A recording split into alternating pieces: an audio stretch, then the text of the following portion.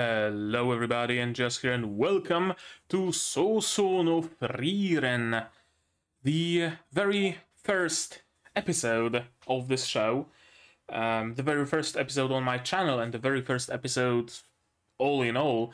I think this episode came out like 3-ish hours ago. So I rushed in to do what I had to do. I got a little bit of a shave. My neck might still be bleeding a little.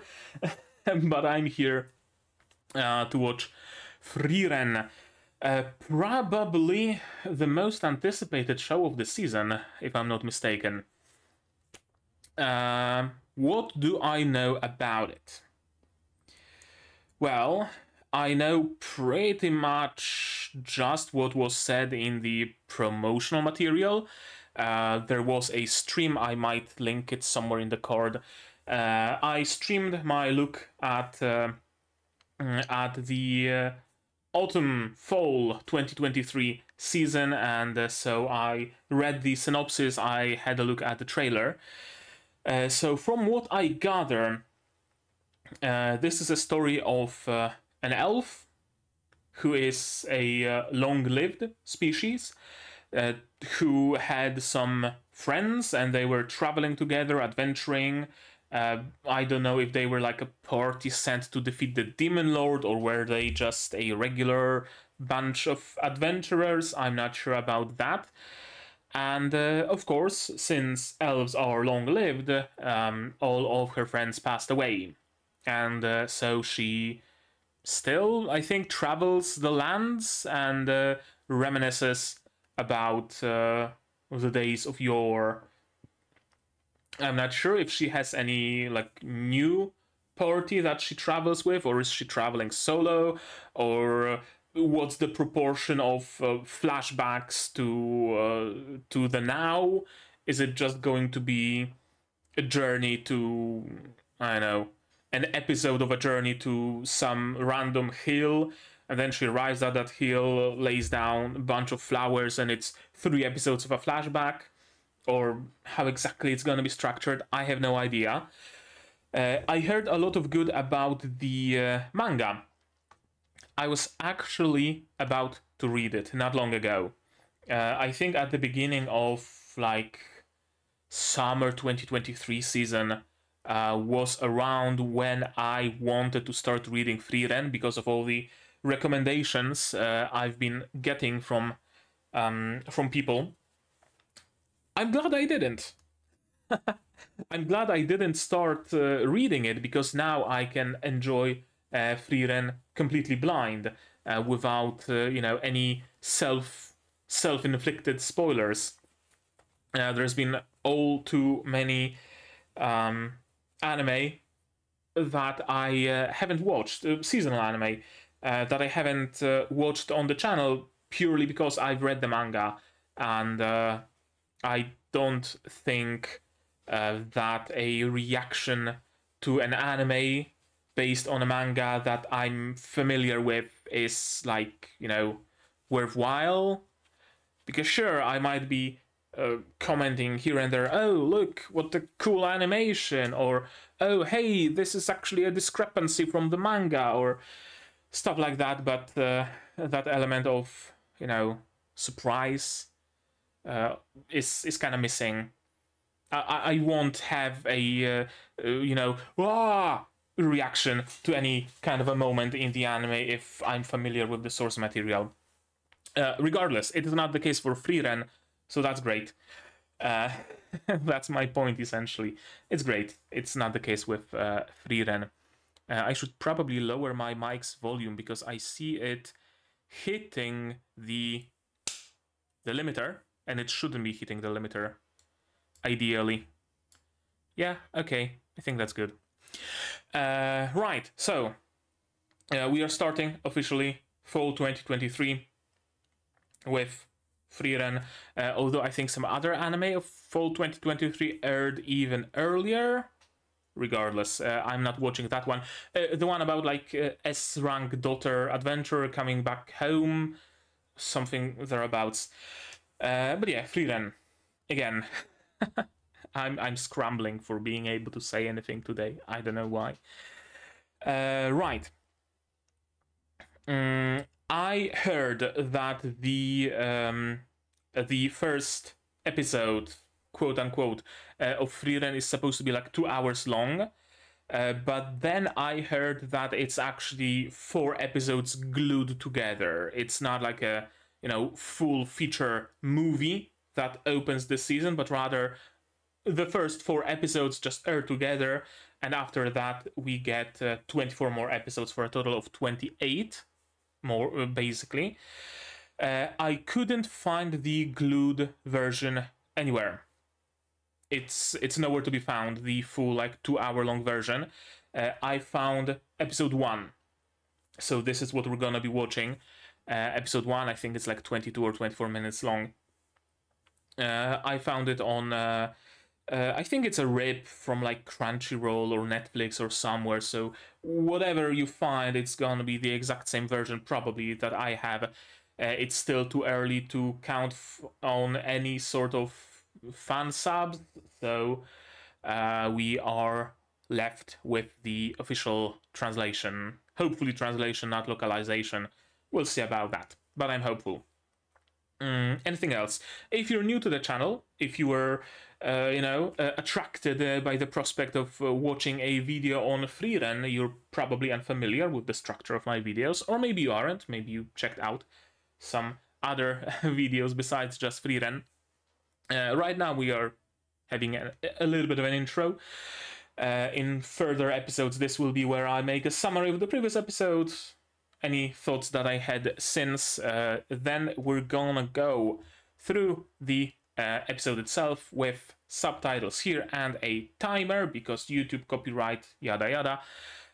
Then I'm gonna go through the same episode again to go frame by frame if need be, talk a little longer about some moments, and I'm also gonna check out the staff and the voice actors, and then we will go to closing thoughts, and that's how my videos look.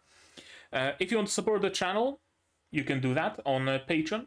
For example, it's linked down below, or on YouTube. It's a new thing. I recently became partnered, so you might consider the memberships, super thanks, stuff like that. I'm not entirely sure how exactly that works quite yet. Never used YouTube memberships, but hey, it's a thing. And yeah, I'm gonna try to release those videos weekly, although there's so many good shows this season that I might fall behind on something. Hopefully not on Frieren. Hopefully it catches my attention for long enough for me to not drop it or be late with episodes. Sorry, my lips are a little dry. There we go. That's much better. Right, I'm stalling. I shouldn't be stalling. So let's not stall. Let's just start watching episode 1 of Frieren, Sousou no Frieren. To do that, you will need your subs to follow along with me. I'm gonna need my sound to hear what's going on, and to hear the opening and stuff like that. And I'm also gonna have to ask you guys for your support. Support the channel monetarily on Patreon or YouTube, linked down below, or not. Share my content, spread the word. It costs you nothing and helps a lot. And with all of that out of the way, we can start watching Frieren, Sousou no Frieren, episode 1 in 3, 2, 1, go. Okay, starting with the OP.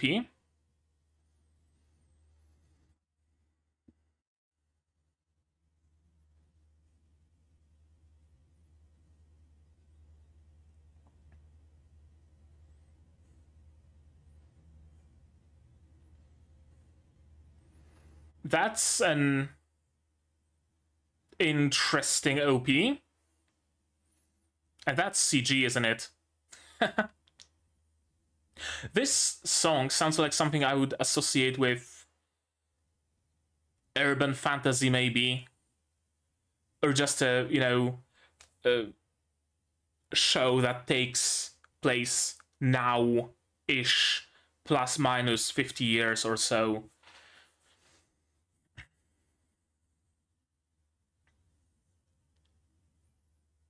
CG hands?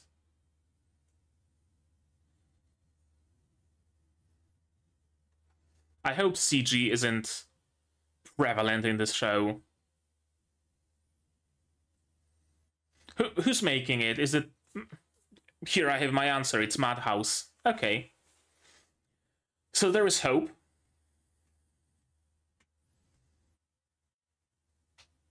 Okay, I like the chorus. Reminds me of Xandria's songs. I listened to a lot of Xandria today on the tram. That's a much more fitting music. Flamme, the legendary mage. And of course, every fantasy world starts with a map. It's no different here.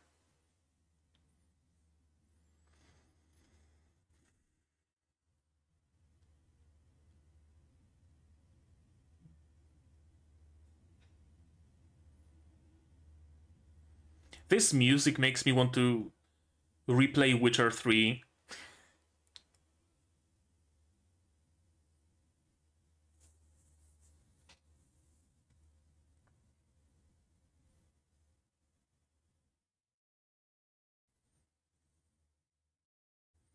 Okay, so it is the team who was responsible for defeating the Demon Lord, and now they are triumphantly returning.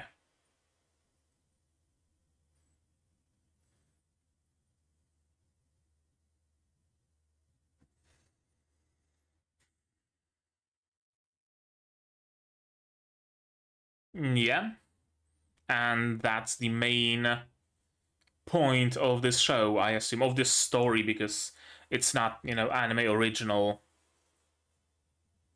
Title?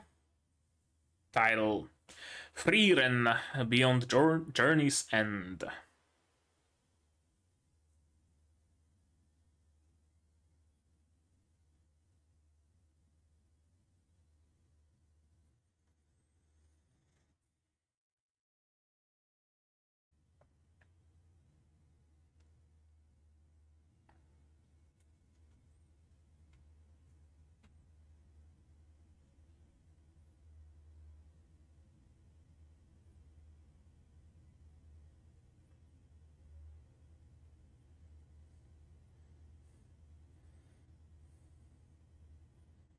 Well, hopefully. And for how long? That's a very nice display.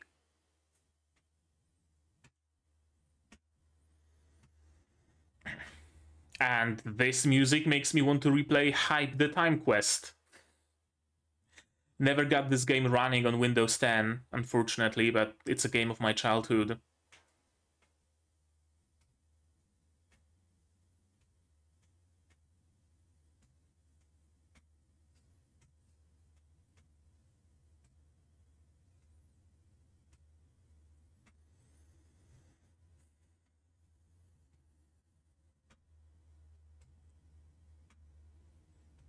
Classic fantasy priest. Okay, so when are things going to go tits up? That's what I expect, at least.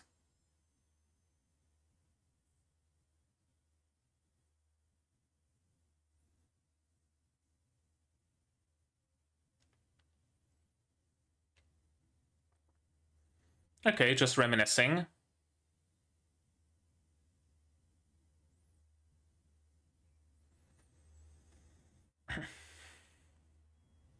Cleanse poison spell, something like that?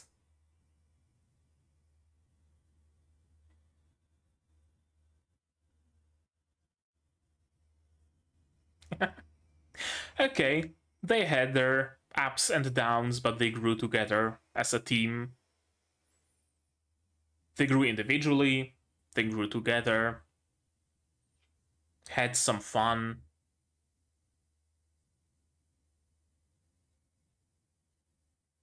Mir. No, yeah, that's like 1/5 of their life, probably, seeing how we are in the Middle Ages-ish world. 1/6, Maybe if they're good about, I don't know, hygiene and stuff like that. Shooting stars.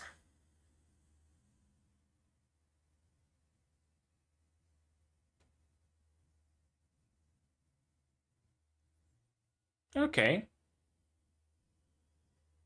Yeah, symbolic, if nothing else.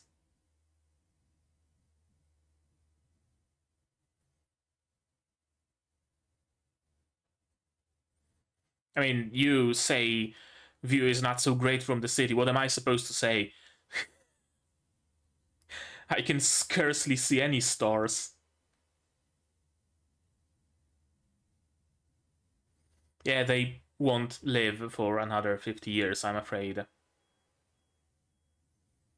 I mean, maybe if they're lucky, if they're like 20, 30-ish, and they take care of themselves, and it's not a particularly backwards medieval world, then sure, it's plausible.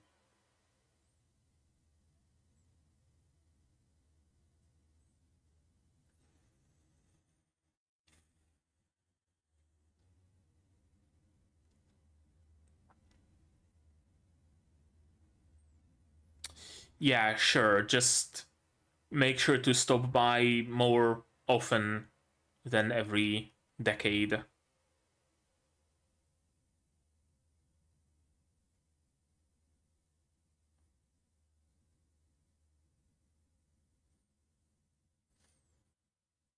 I'm always envious of long-lived species and long-lived characters.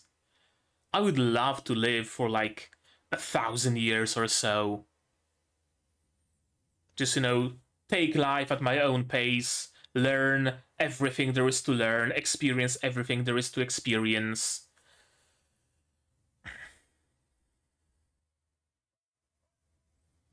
$80, $90, that's not enough. I'm greedy like that.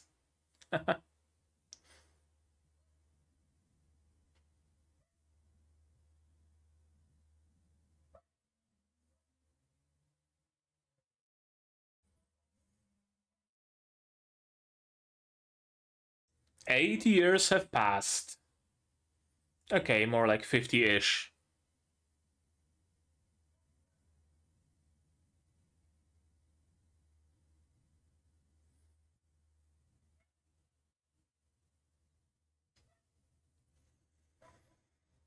Is Himmel still around?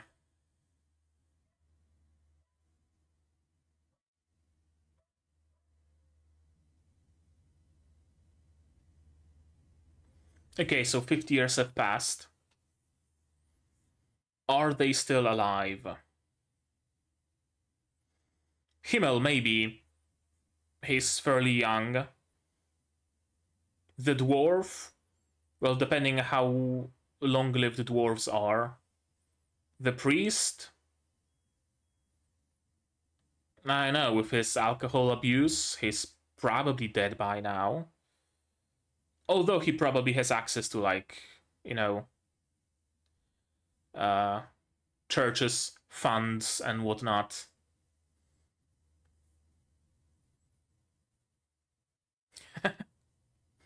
And he shrunk.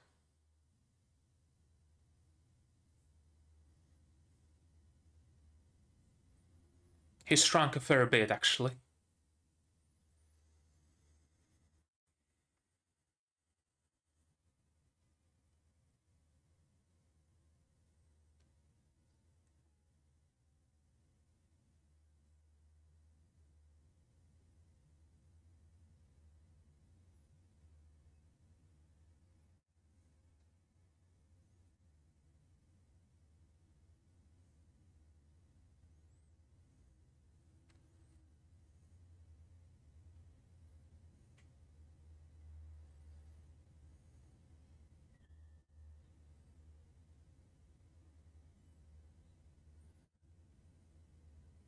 Yeah, it was a very important memento of their adventures, of their achievements. And a reason for Frieren to come back one day.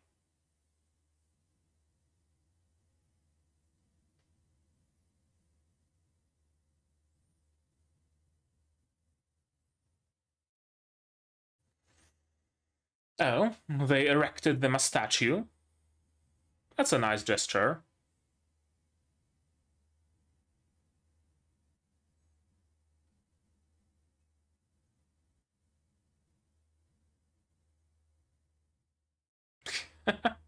I mean, you know, there is still the facial hair that you have to fuss over a little bit. Brush it, put in some oil, some wax. You don't get, you know, mustache that bends like that without at least a little bit of wax. Okay, I'm happy to see everybody still alive.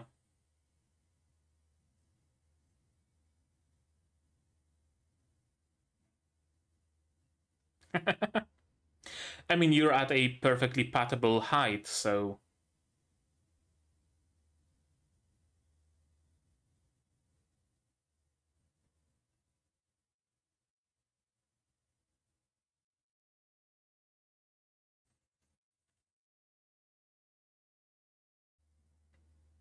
Oh, sure. Okay, great. I mean, it's nothing for Frieren, but... Yeah, it's a fair bit of an effort for everybody else. And yet they still went. Okay. Without any courage or anything of the sort. Without any preparation.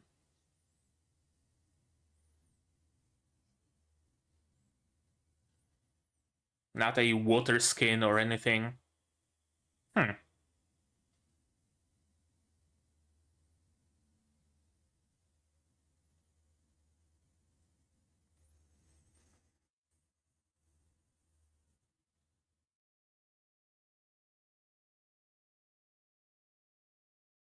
Easy.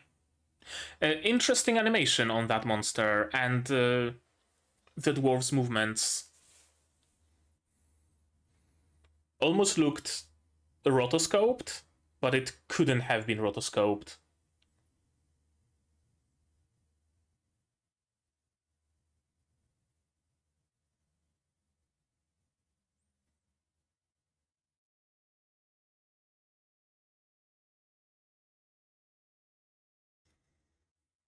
Well, that's a nice viewing experience. You get to see those, you know, this meteor shower double.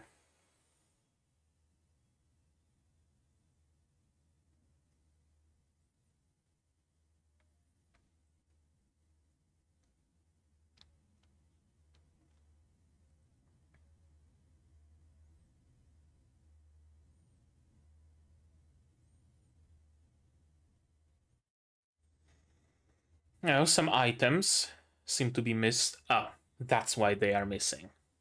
Understandable.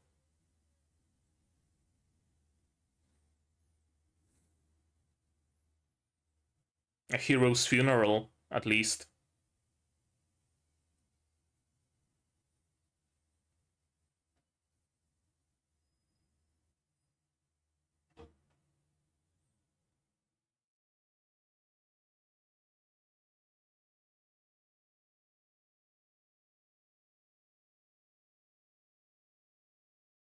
I mean, she doesn't have any emotions.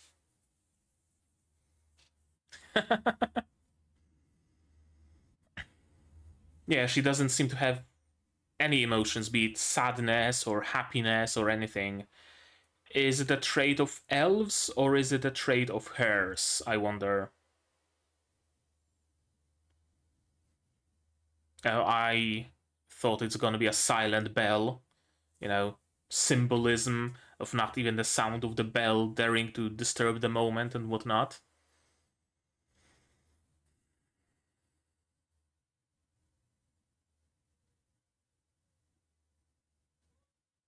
Right, after all, you need at least 200 years to truly meet someone, to truly learn about someone. Exactly. The time scale is completely different. That's the one tragedy of being long-lived, isn't it?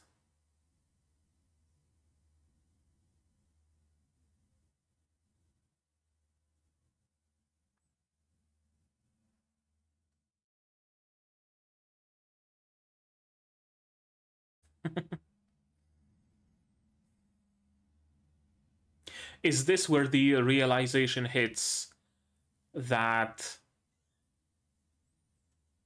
humans aren't long-lived? She used to ignore that fact, but now she understands. I mean, even if he is, well, age does its thing.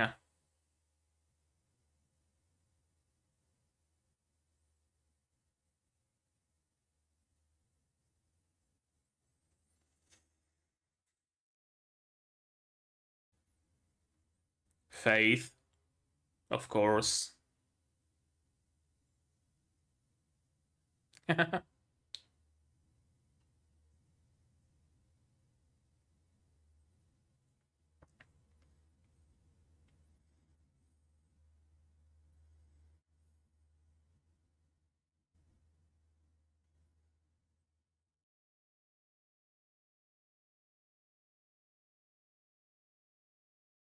Yeah, it is the defining moment for her.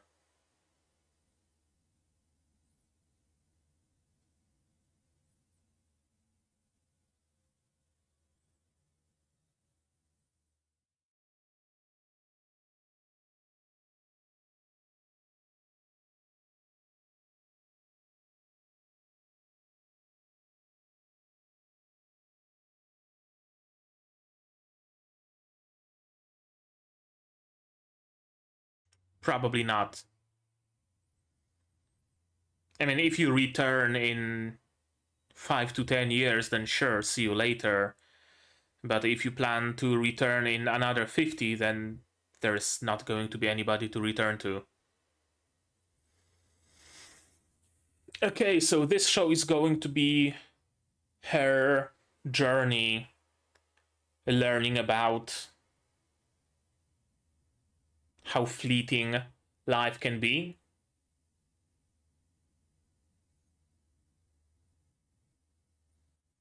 Learning about how to utilize that time the best. Oh, I thought we are ending at 18 minutes with a change, but...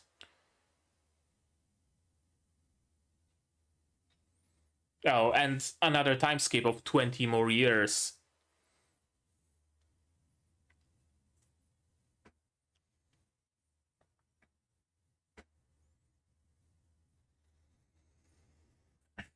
Heiter's dead.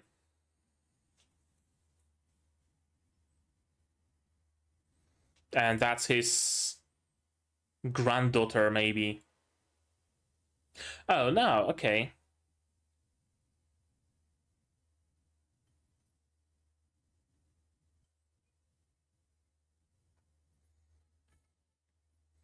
He didn't age that much in just 20 years.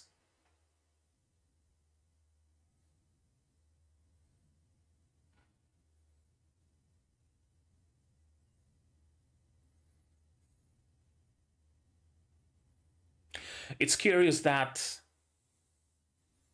Himer, the blue-haired one, died first, despite seemingly being the youngest. Himmel. People change.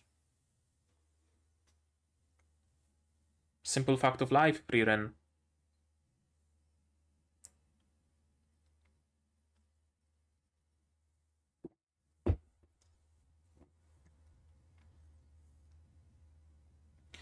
Okay, so she at least became aware of human mortality. That's progress. Yeah, take care of the purple-haired girl. Fern.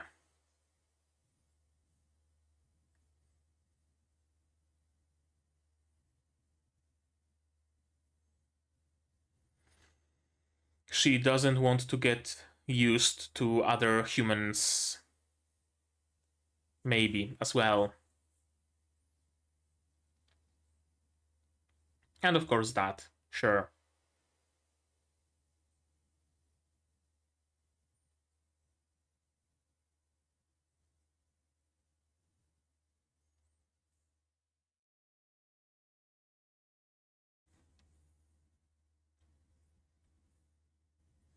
Oh, okay. Well, color me interested.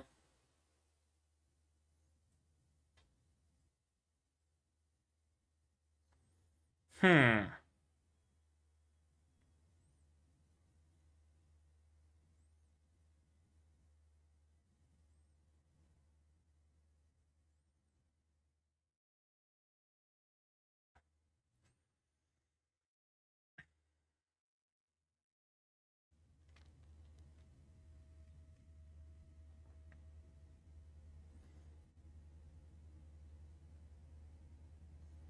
Yeah. As it approaches, you get more and more afraid of it.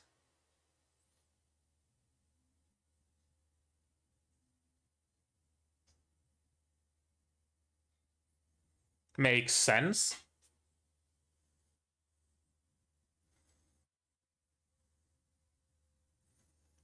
True. I mean, he's not wrong.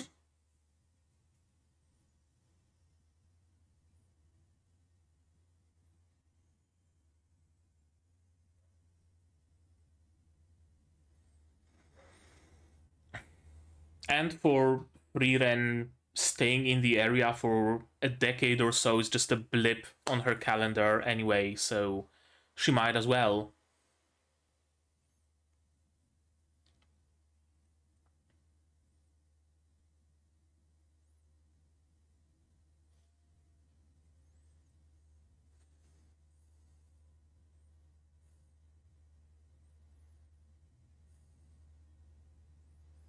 Yeah, you probably will not become a target of enemies. Mages that have low aggro are, you know, good mages. But she just doesn't have the enough of a battery to make use of that control.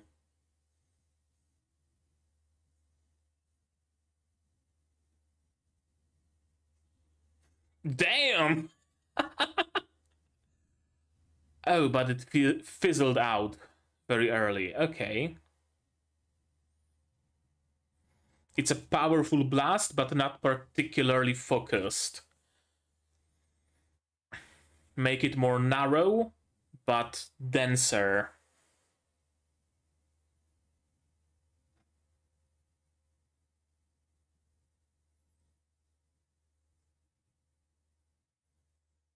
Okay. That's it. 24 minutes, so 25 minutes per episode, thereabout? Probably something along those lines.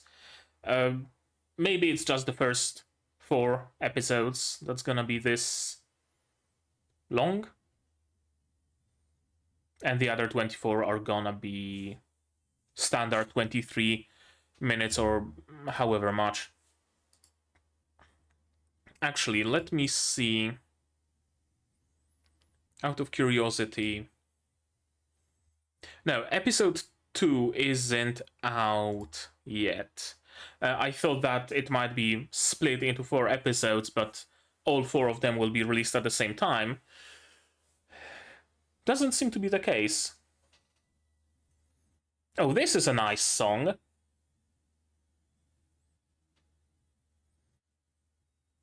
This is probably a little bit more fitting for the OP, if you ask me. This has a little bit of that sense of magical wonder, you know? Also, very cool style for the ED. Has that Madoka Magica mixed media style to it. I wonder if it's the same people who were responsible for Madoka Magica Witch World.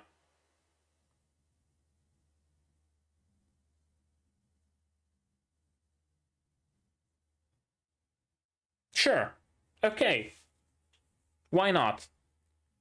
It didn't have to be magic. Apparently. But what it did have to be is this episode again. How's that for a segue? Right, we are starting with the OP.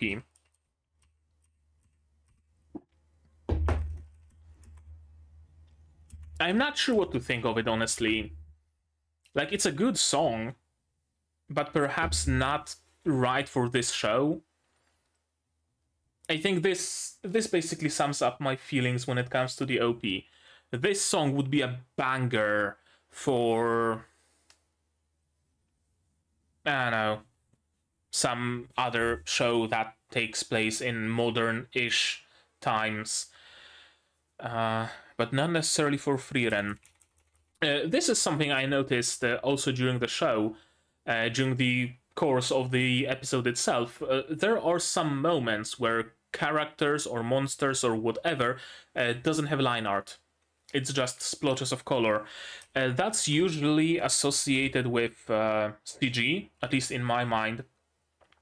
Some CG anime choose to forgo the outlines on their characters and on everything else, and just use splotches of color.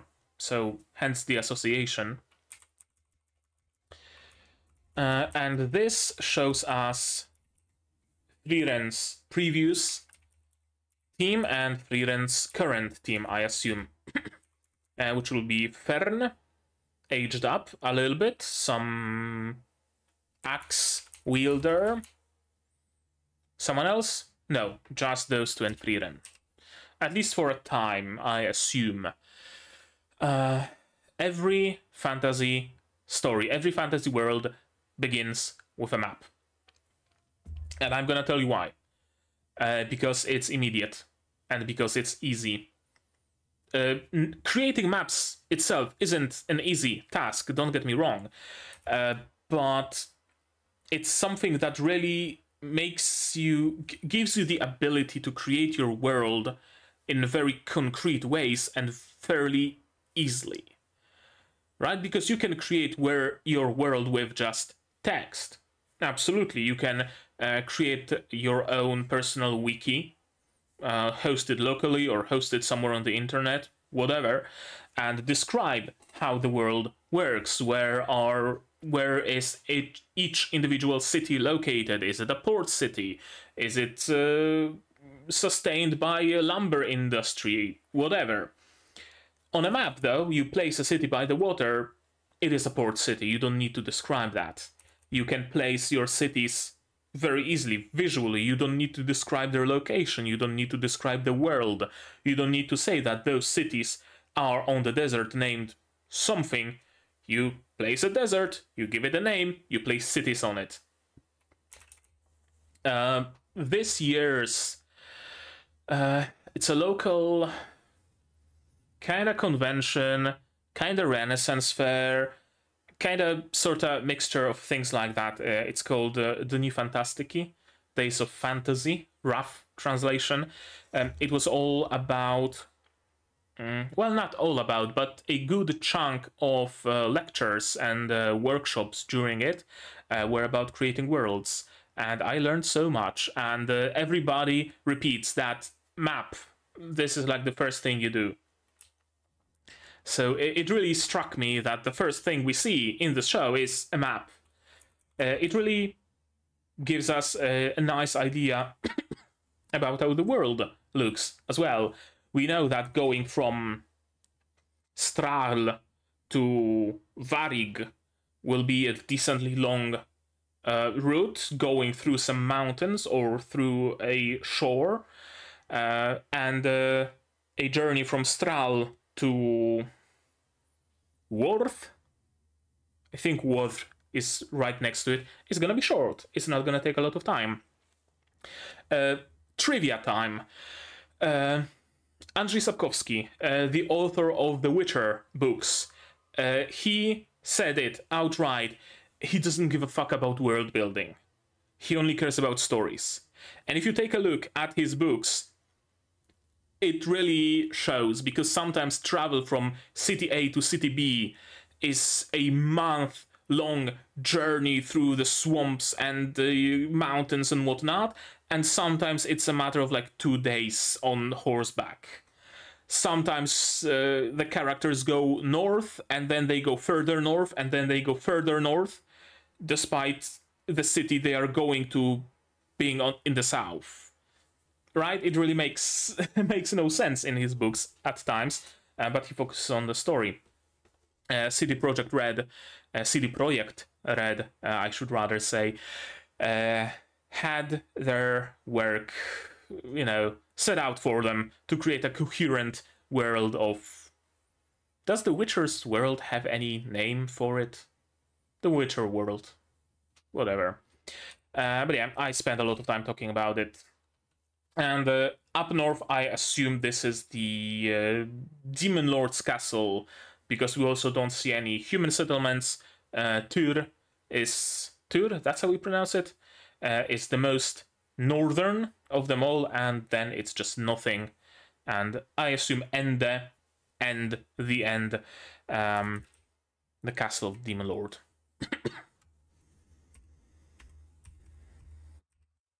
Frieren. That's how we learn her name.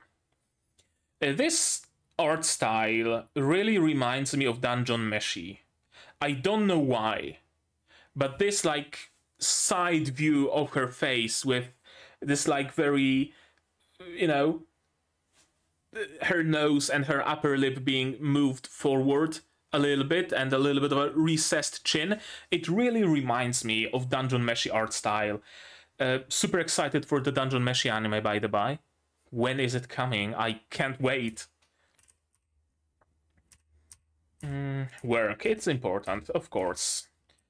This single episode does a lot in a very short time. It really shows us a lot about this team, about how well, connected they are. About how much of a team, of a brotherhood, almost, they have become. With just those, small little quips. Small little, in-jokes. Right? I like something where I can drink on the job. Aren't you a priest? Ah, ha, ha, ha. Everybody laughs because it's an in-joke. Because he always says, oh, I would like to drink. I would like to drink. Oh, aren't you a priest? Ha, ha, ha. Oh, I would like a bottle of wine. Oh, aren't you a priest though? Ha ha ha. Right? It became the norm for them. It became an in-joke, as I say. Frieren getting headpats. That's another thing that seems to have been a common occurrence. And is also being referenced all the time.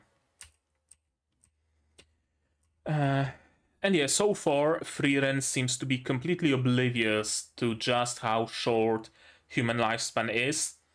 And I think this story, will be more about Frieren's growth rather than reminiscing about the past. Sure, there will be reminiscing. There will be flashbacks. Absolutely, I fully expect that.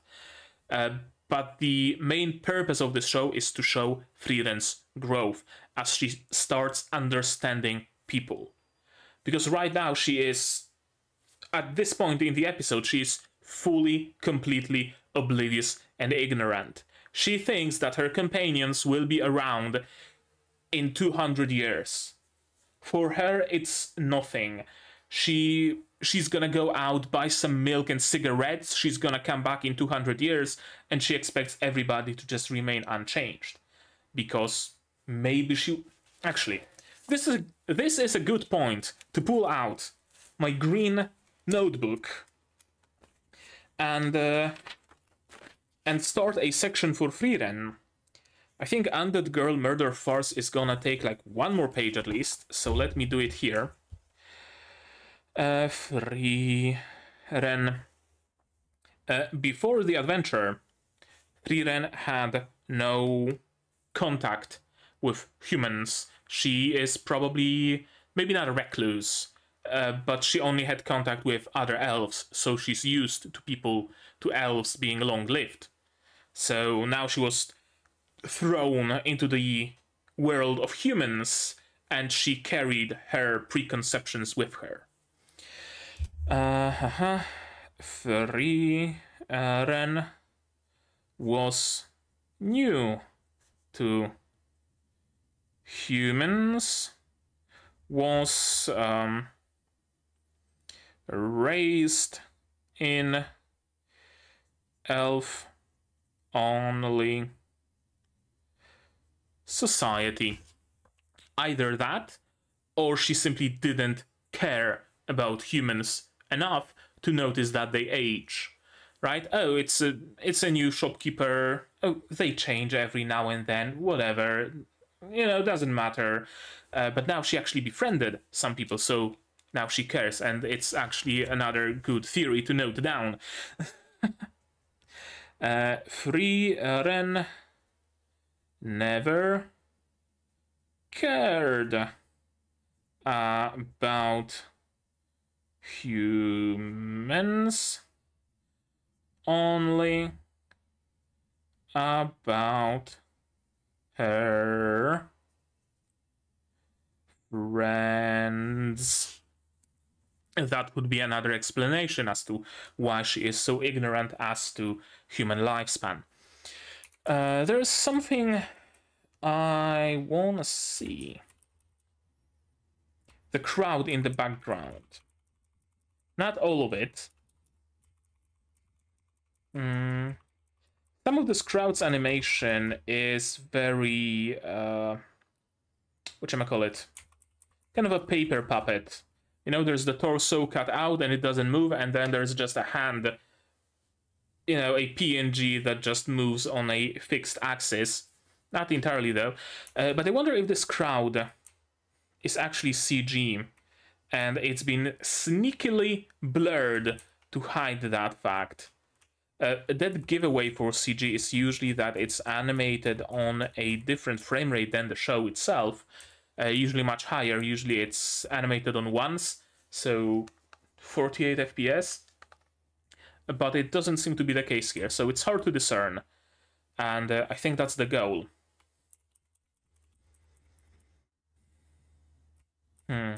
Well, this is drawn, this is not CG, and it looks great. This show looks great in general. Has that very like painterly look, right? Like some of those scenes could be like a watercolor painting, almost. Himmel the hero, Eisen the warrior, Heiter the priest, and Frieren the mage.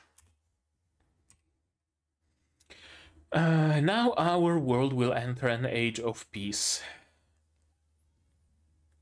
When I started this episode, when we initially got to this point, and even a little bit further still, I was under the impression that now our world will enter an age of peace is really a foreshadowing that it didn't actually, that some evil is still lurking and it will resurface soon enough, you know, something like that. But I don't think it's actually going to be the case.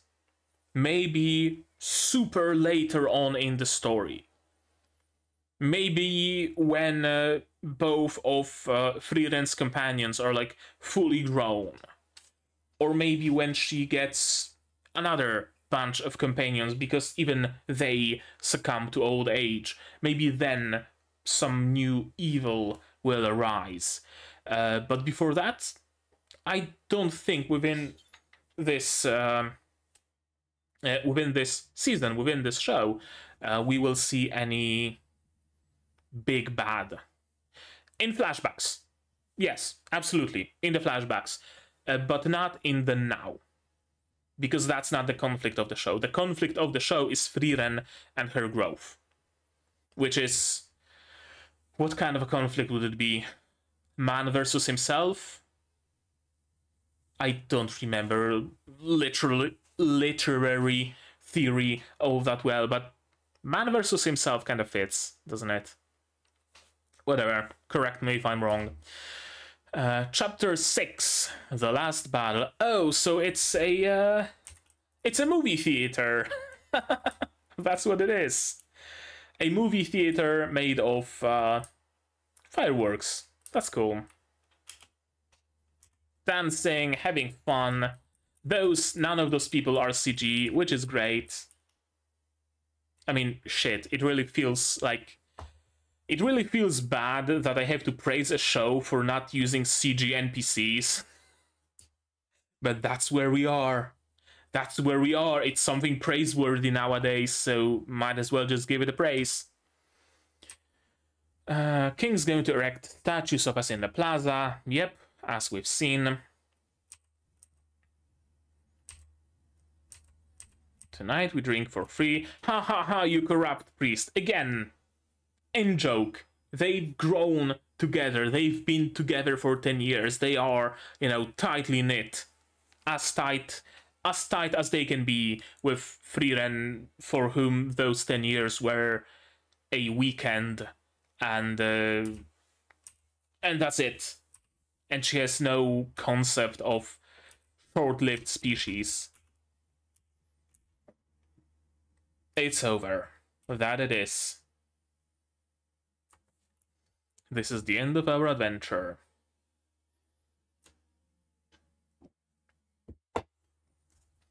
I really need more shows, or manga. Manga is fine too, where the action takes place genuinely after the evil has been vanquished.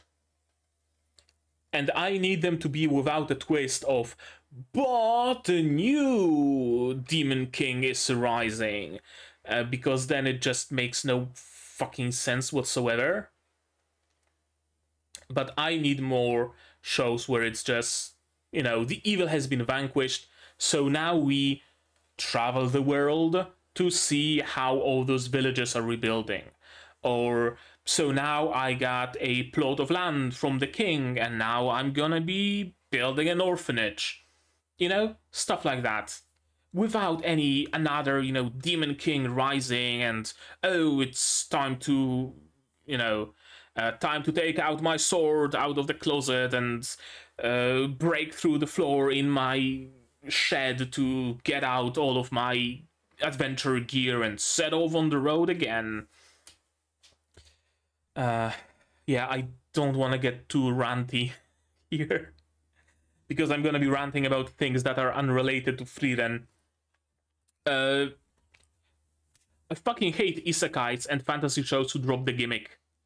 That's as much as I'm gonna say. I probably should start a podcast or something where I just rant about what I don't like in isekai. This is an isekai though. This is goodbye my book. Unless they introduce another bigger evil demon king, then it's fine. It's great.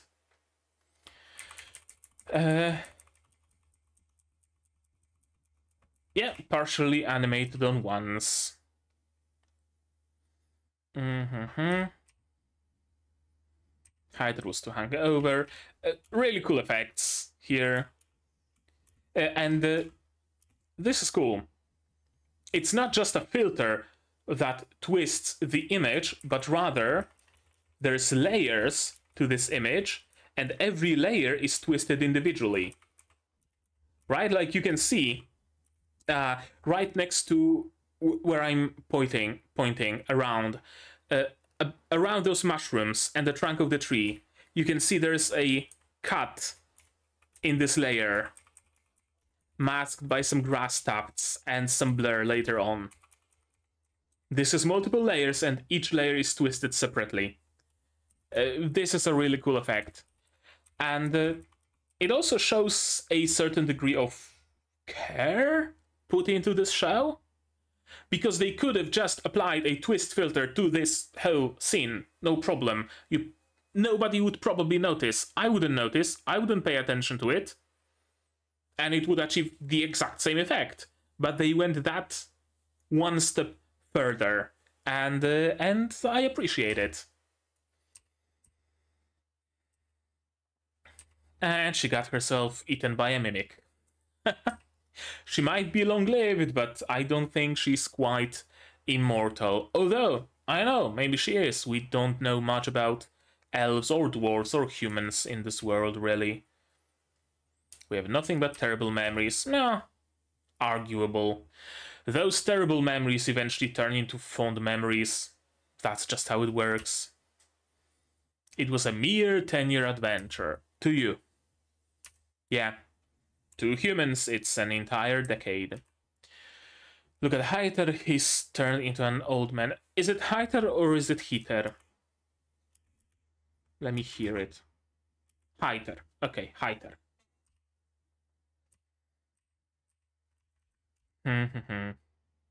Interesting that it really was the Himmler? I almost said Himmler. I almost said Himmler. But no, Himmer. Himmer, that's his name, I think. Interesting that he died first, despite seemingly being younger and taking more care of himself.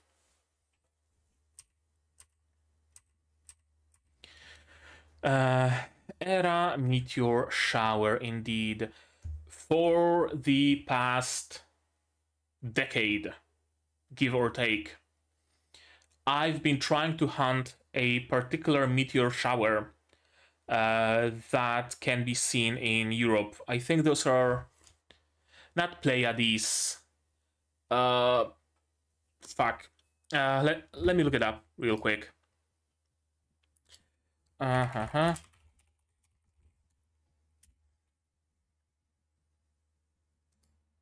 Oh, cool. When you type in a meteor shower in Google, it shows you a meteor shower. Okay, interesting. Not Aquarids. Where is it? There we go. No, I don't need eclipses. Venus sighting, eclipse. No, that's historical data. What the fuck are you showing me? It's not 2019. Can I even find it?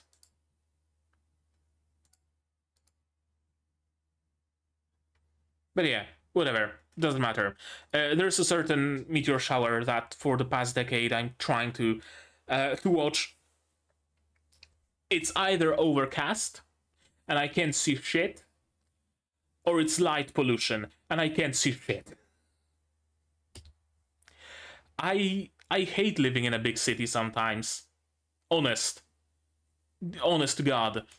I used to live outside of the city in a small-ish town, large enough to have a doctor's office, but small enough to not have like bus connection and stuff like that. We only had a train. I could see constellations on the sky, and it was great. Nowadays, I live in a big city. I can see couple of stars if I'm lucky. If I'm really lucky and it's like a new moon, so there's no other light, I might be able to see what's it called? Ursa Major. I might be able to see Ursa Major, but besides that, not really. Maybe ISS sometimes. I wish I was able to see, you know, sky that looks like this, dotted with various stars and galaxies and shit, with a meteor shower going through. I wish, at least once in my life. But alas. Perfect for marking the start of an era of peace. Indeed. I'll take you there in 50 years. Thankfully, they were alive in 50 years. I fully expected everybody besides the dwarf to be dead. 100%. Fully expected that. Thankfully, not the case. I plan to travel around the Central Lands for the next 100 years or so. I'll stop by once in a while. Well, hopefully once in a while is, again, a little bit more often than 100 years. Thankfully, it turned out to be. I can't understand what being an elf must be like, and she can't understand what being a human must be like. To her, 50 or even 100 years might be a trifling thing. It is. It is. This is a great visual of the time passing. I always like those time lapses of seasons, times of day. It's really always a visual treat. Oh, that's the horn. Okay, so it's not just something she pulled out of her ass, that she needs it. We have foreshadowing of it. The apothecary is still young-ish. And she's just staying in some ruins, helping people grow flowers, sailing through underground lakes. Her hands, I noticed it on multiple occasions. Her hands look CG. Is it just me who can see it? Am I tripping, or do her hands actually look CG?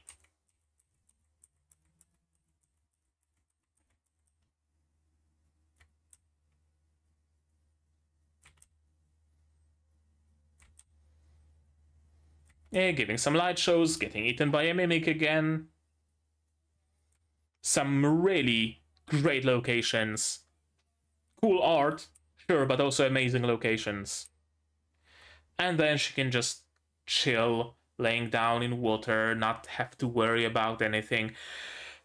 This is why I'm the most envious. This is my biggest reason of being envious when it comes to long-lived characters like that. Being able to just not give a shit. Simple as that. You know? If they want to lay down in some water and lay there for a week, they can. Nobody's chasing them. A week to those people is like a minute to us. If they want to go somewhere, buy food, and it's gonna take them a month, whatever, it's just an evening stroll, nothing more. This is what I'm the most envious of. Right? Like, I would love to go on foot somewhere far. Maybe to the Polish seaside, maybe to the Polish mountains, maybe, I don't fucking know, to Ireland barefoot with just a trip with the, whatchamacallit, barge? Not a barge, but whatever. I think there's a tunnel, isn't there, from like France to England? Yeah, there's a tunnel. I wonder if they take like, you know, pedestrians. Or maybe I could just take a car through there and walk the rest of the way. But, you know, I would love to do that. It would take me a month, 2 months, and I just cannot allow myself to do that. And it sucks so much that I just don't have this kind of spare time, weeks, months, years of time that I can just throw away, essentially. This is why I'm envious. Not because they live a long life, but because they live a carefree life, right? But also, I would very much like to see where the world is in the next couple of millennia. Sure, why not? I would love to see the first cases of human habitation on, I know, Mars. Or hell, why not other solar systems? If I can live long enough, why not? I would love to see humanity colonize the next solar system that is inhabitable. I think Kepler 2. Yeah, I think Kepler 2 is like the closest solar system that has habitable looking planets. Correct me if I'm wrong. Again, correct me if I'm wrong. But yeah, that rant aside, let's continue. The apothecaries, old now. All of the ingredients are also old. Is nobody buying anything? Haven't seen a shadow dragon in 20 or 30 years, which coincides more or less with their adventure.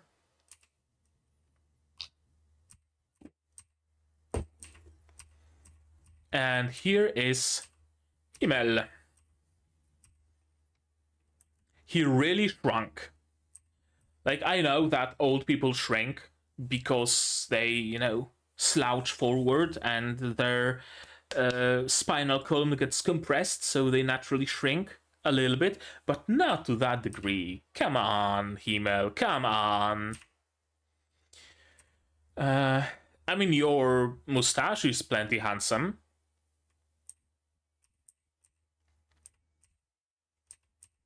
And of course it's a very special thing to him. It's not just a trifling matter. It's a one-in-a-lifetime find, probably. Frieren perhaps has seen hundreds of those throughout however long she's been alive. But Himmel? This is like the one and only horn or claw or whatever it is that he had a chance to see and that he will ever have a chance to see.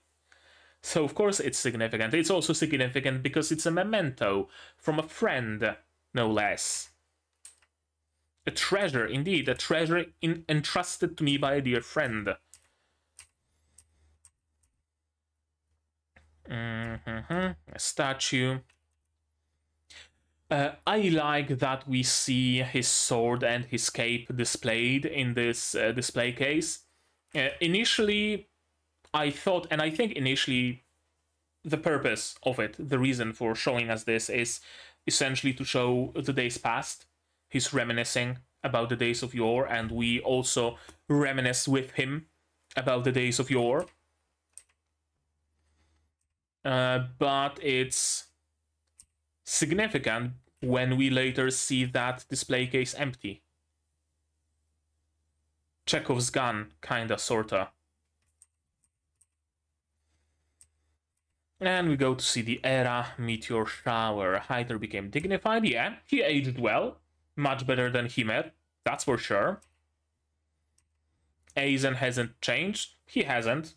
His armor and helmet might be a little bit more chipped, but besides that, he looks the exact same way he used to. And of course, yeah, it's about a week's walk from here. It's nothing to her. It's just an evening stroll. And I would love to have that ability to think of a week's walk as just nothing. Going somewhere for a week? Whatever. Sure. Cool. I wanna go there? It's gonna take me a week? No problem. I just can.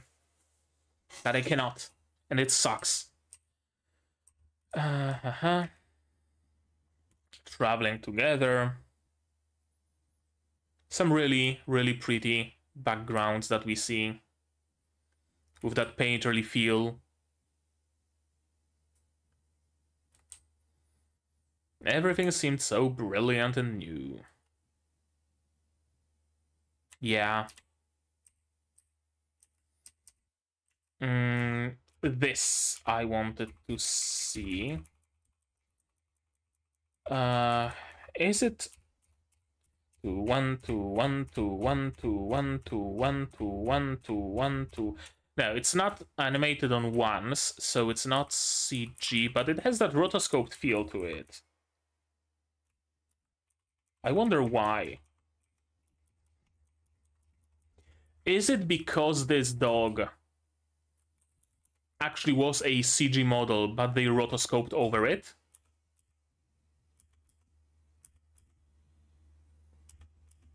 Maybe, I'm not sure. Maybe I'm just way too, you know, oversensitive when it comes to CG. Maybe. I really like how magic looks in this world. Like, forget a feeble fireball, just fucking beam of energy. That's great. He still got it. Not an axe, perhaps, just a stick, but still. And you were always here in those beautiful memories. Because of you, I had this delightful adventure at the very end. Indeed. Final adventure to finish the life in a good way. Being able to see the era shower clearly. With great company, with great music. You can genuinely see happiness in his eyes.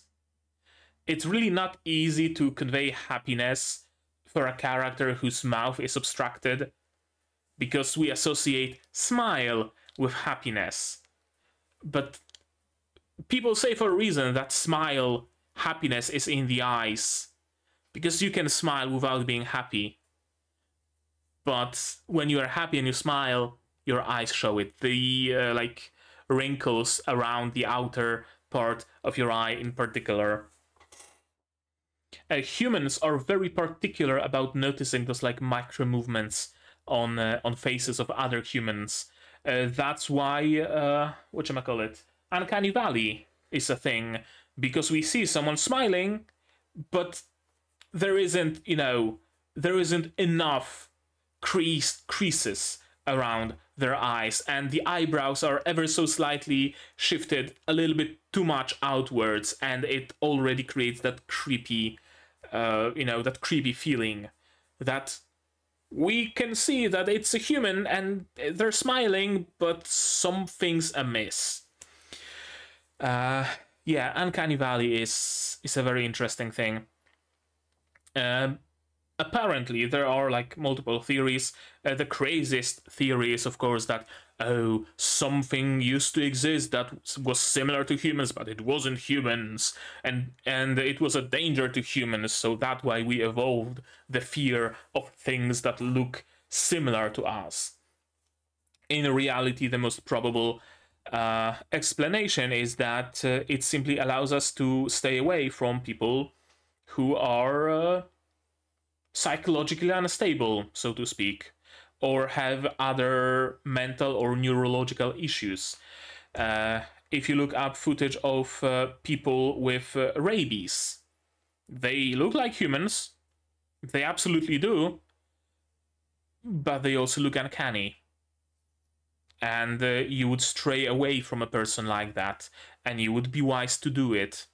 Same goes for people who suffer, I don't know, schizophrenia, for example, or other mental issues that could potentially cause danger to other members of their society. We are programmed to detect anybody who strays from the norm. And that was a lot of words to say about, it's interesting how they managed to portray his happiness with just eyes.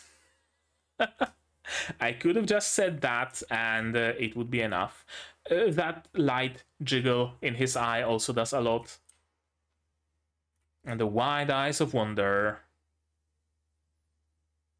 They are beautiful indeed. Empty case. Empty hook. Empty coat hanger. Silent city. And here he lies. Having lived a fulfilling life, you can still see that shadow of a smile on his face. He lived a good life. He lived a satisfying life. And of course, rumors. People love to rumor about... People love rumors. People love to, talk shit about others. So of course they would. Right? Oh, it's one of his companions. She doesn't look particularly sad about it. Maybe she was the one who did him in. Right? People love talking about shit like that. And to be fair, she doesn't show any emotions whatsoever. She has great friends, though, who will help her.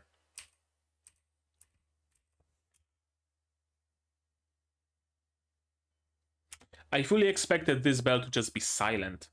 For the rest, maybe some funeral procession or something to go on in complete silence.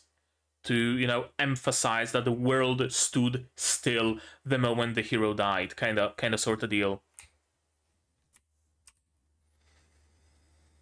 Yeah, burying. The worst part of a funeral. I hardly knew him, yeah, because you're an elf and you take your time, and for you, taking your time means getting to know someone takes 300 years. Because that's your pace. 10 years is just a blip. You can't possibly get to know a person in just 10 years, right?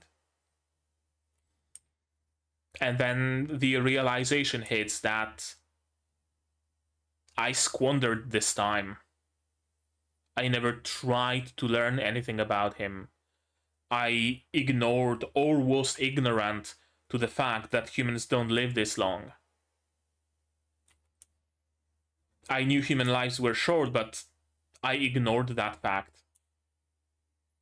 And, you know, I didn't get to know him better. Regret. A lot of regret. And we still get that in-joke of, don't pat my head. Yeah. That's Hymir's ring, isn't it? And again, I'm pretty sure I can see polygons on those hands.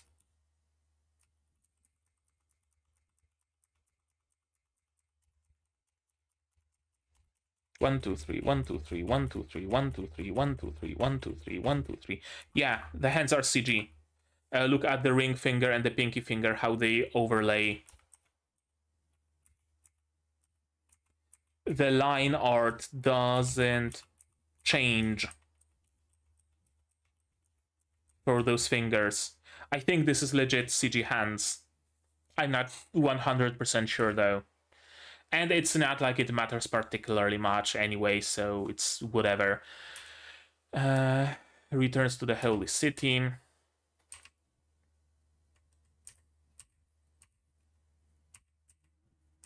And yeah, I'm sure he's a man of faith, so of course he believes that a good life awaits him in the afterlife.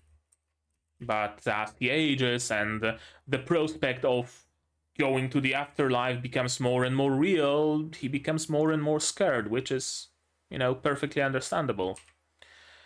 I wanna learn more about humans. This is a turning point for her.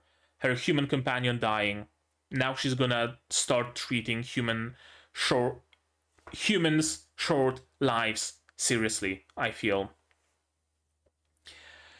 Having a powerful warrior, well, this grandpa ain't that powerful anymore.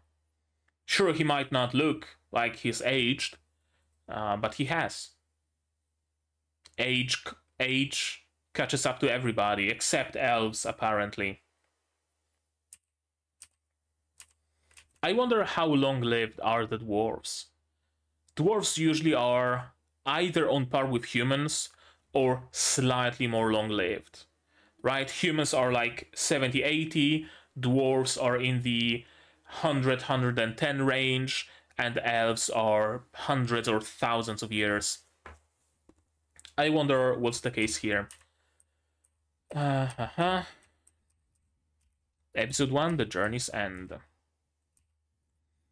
20 years after the death of Himmler, again with the Himmler, Himmel the hero, on the outskirts of the holy city of Stral in the Central Lands. Very pretty visual with the city in the background there. Also, something I really appreciate so far about this show, we haven't seen the fantasy city yet. You know what I mean? You 100% you know what I mean by the fantasy city. Do I even draw it, or do I just find a picture of it? Anime generic fantasy city. Isekai town, yeah, otherwise known as an isekai town. Let me Google that. Isekai town, there we go. There we go. We haven't seen any of this yet. You know the kind. You know the kind. It's like... every fucking isekai show has the exact same city in it, I swear. Now, it is more or less historically accurate because actual, like, you know, European cities had about this plan. The city I live in, Wrocław, has pretty much the exact same plan, kind of sort of used to have, because it grew, of course, obviously. But yeah, you have the central port, there's a river because river is needed for water, for industry, for trade, for transportation and whatnot. Around it, you have the first layer of churches, industry, barracks, arsenals. Then you have the first layer of the walls, then living quarters, more walls, and then fields and villages and stuff like that. But this is like fairly realistic, but Circle City, come on. Come on. But yeah, Isekai City. Nothing of the sort in Frieren, and I appreciate it. There we go. Let's continue. Picking some wild mushrooms. It's been a hot minute since I picked mushrooms in the forest. Years, actually. But yeah, again, I live in a big city. There aren't any forests nearby. And if there are any forests nearby, then they are probably polluted to shit and back. And I wouldn't really want to eat mushrooms from a forest like that. But maybe one of these days, I'm gonna take a train or something and just go pick myself some fucking mushrooms. Pro tip when picking wild mushrooms: it's dangerous, first of all. Second of all, if it has gills, don't pick it. It could be a good mushroom, like chanterelles, for example, but more often than not, it's not. If it has a sponge underneath, 99% it's edible. Here in Poland, I think there's only like one kind of a mushroom that has sponge, and that has a spongy underside and is actually poisonous. Everything else, if it has a sponge, it's edible. But this is not an official, you know, tutorial or what have you. This is not official advice. Do it at your own discretion. Take caution, yada, yada, yada, yada. Interesting tidbit, by the way. During the season in Poland, when people go out and collect mushrooms, you can grab your mushrooms, take them to I don't know what the proper translation would be, to a place where they can check those mushrooms for you. Do you have all mushrooms that are actually edible? And they do it, I believe, for free. And you also get a book about mushrooms with it. It's this big in Poland, if you had any doubt, that there are special places where you could bring your mushrooms and they're gonna tell you if they're edible or not. Let's continue. Hater. You're a visitor. Yeah, surprising that he's still alive, honestly. I fully expected him to die first and Himer to be possibly the last, or the dwarf being the last and Himer being the second. But it seems like, despite years of drinking and being an alcoholic, the priest is doing well. Probably thanks to the church's funds, so to speak. Maybe, or maybe God's blessing or what have you. Her name is Fern, a war orphan from the southern lands. Interesting that there is a war in the southern lands.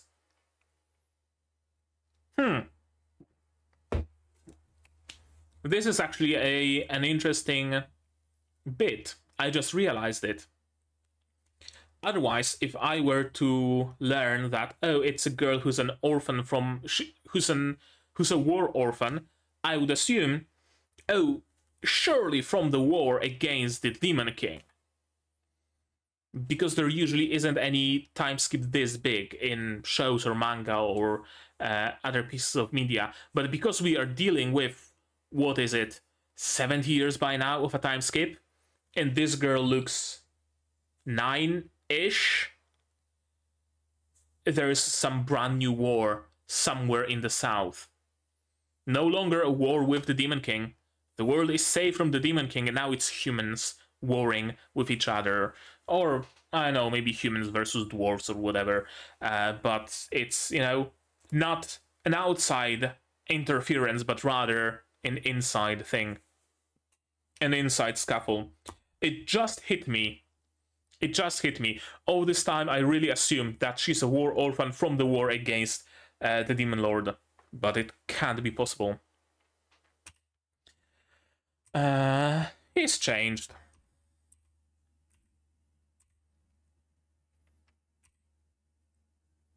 Repaying her debts. Not taking an apprentice because it's dangerous and it's actually a legit reason. But I fully expected her reason to be, I don't want to get used to having humans around because humans are frail, humans die easily, and I don't want to go through the same heartbreak again. I think she might actually have to fight with it when she gets her new companions. Frieren has to... No, not the best way to phrase it. Frieren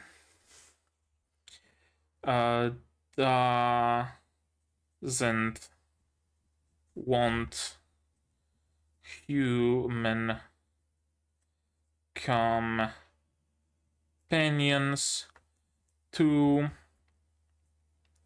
doesn't want human companions because she doesn't want a heartbreak again. Yeah, probably. Why are you throwing those mushrooms away? They're not moldy, it's not mold. They just turn green like that. Mushrooms don't mold. Mushrooms are mold. Kinda, sorta. And yeah, I'm not sending a child of my friend. I'm not sending a child my friend asked me to look after to her death. Absolutely. This is interesting. This is interesting. A grimoire about resurrection and immortality. Assuming she deciphers it. We know that he wants a few more years at least. If not, complete immortality. We know that he wants it. So even if he dies, even if Frieren doesn't manage to decipher it in time, she knows that it stands to reason that he would probably want to be resurrected. Right? What about Hymir, though? I can resurrect my friend, but would he want to be resurrected? Conflict. Frieren can resurrect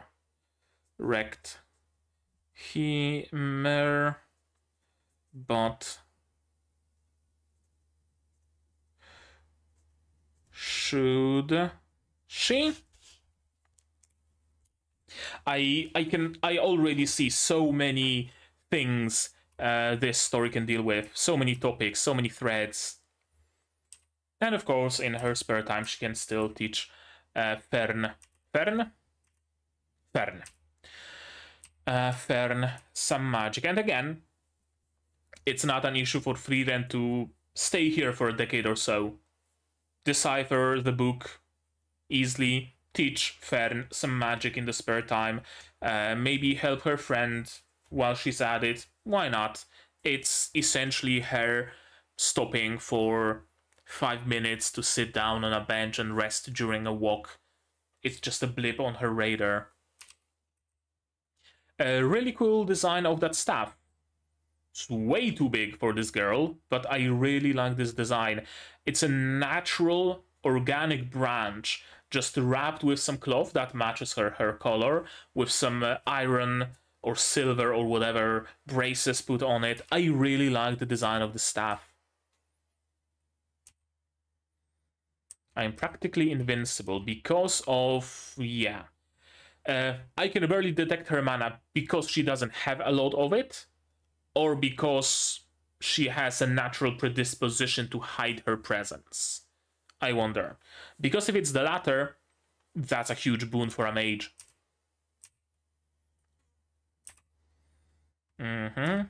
Yeah, that makes sense. And blast. I love how powerful magic is in this show so far. Right? There's an enormous sense of power behind that magic. And it's also fairly shapeless, so to speak, as in it's not magic icicle, magic icicle, magic icicle, fireball, fireball, fireball, but rather a blast of arcane energy. Woe be upon you. Right? It's cool. It's cool. And even someone who's just a trainee who probably learned magic on her own, because the priest, he said himself, he doesn't have the means and the knowledge to teach her properly. She's able to emit such a powerful blast of magic that dissipates very quickly, yes, but if there was someone standing right in front of her, they would probably be vaporized. Magic feels proper powerful in this show. What should I do to train? Do you like magic? Somewhat. Just like me, then. Wait, who's the VA?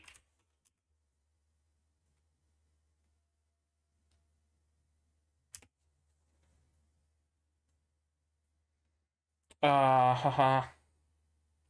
I know this voice. God damn, I know this voice. But I can't put my finger on it.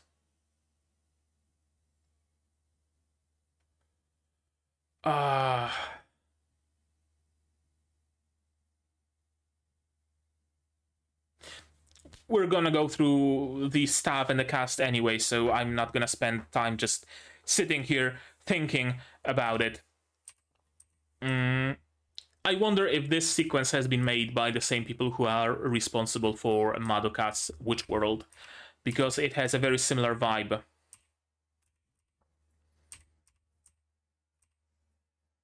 Even Frieren and other people are like cut out puppets, paper puppets essentially. It looks amazing. It looks great. Fuck. I was a kid. I was a kid in the period where the cartoons we would watch on the TV were not, you know, Powerpuff Girls or what have you, but rather those like Polish productions and Soviet, old fucking Soviet productions, and Russian and Czech and whatnot. That's what this style reminds me of. This is like I think it translates to English to like Bear Floppy Ear, something like that, Miś Uszatek, and also other productions like, I know, Russian Nupa Gadi, I think Slovak, Rumcajs, Kretek? Kretek I think was Czech, or Czechoslovak. I'm not sure, Czechoslovakian? Whatever. Things were weird in that period of time with countries and whatnot. But yeah, this is like Eastern European, Central Eastern European kind of, you know, style it has to it. Yeah. Yeah, yeah, yeah, yeah, yeah, yeah. I like it. It's cool. It's great. I love it. I enjoyed myself thoroughly. I enjoyed myself thoroughly. What can I say? Ah. Okay. Okay, okay, okay. Let me... Nihilist. Frieren. Where are you, Frieren? Sousou no Frieren. There we go, 2023 TV. Alrighty. There we go. As always, we are over an hour and a half. This is gonna be a 2-hour long video, isn't it? Staff, characters, Seiyuu, all that good stuff. Let's begin with the staff, of course. Studio Madhouse. Studio Madhouse, who is also responsible for... I mean, for plenty of good shows. They have like 5 shows made this season alone. Overlord, Tact of Destiny, No Guns Live, Azure Lane apparently, more No Guns Live, Boogie Pop, Overlord. I think they made every season of Overlord besides the first one. No Game, No Life. Oh, no, they also made the first one. Cool.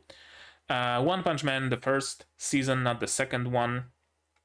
Kiseiju. What else do we have here? Mahaka Kokono Retose, No Game, No Life again. Hajime no Ippo. Batum. That's a title I haven't heard in a good while. Gyakkoburai Kaiji. Lilo and Stitch, apparently. Iron Man anime, sure, why not? And of course, plenty of other shows. They have quite a big portfolio. Hellsing OVA, of course, Ichigo 100%. What else is there? Older shows that I don't necessarily recognize. Chobits, I recognize Chobits. Okay, everybody knows Madhouse, more or less. Now staff. Original story by Kanehito Yamada, who also made Bocchi Hakaseto Robot and the Nanashi wa Ittai Dare de Sho. Haven't read any of those, so can speak for them. Original character design, Tsukasa Abe. Just art for Frieren. Next, director, absolutely, Keiichiro Saito. Keiichiro Saito, who also directed Bocchi the Rock, apparently. Some finishing and stuff for Oshinoko, Mob Psycho key animation, a lot of key animation roles for the Precon anime, Shokei Shoujo Virgin Road, some art and direction for OP and ED, Tact of Destiny key animation for the OP, mostly working as a key animator.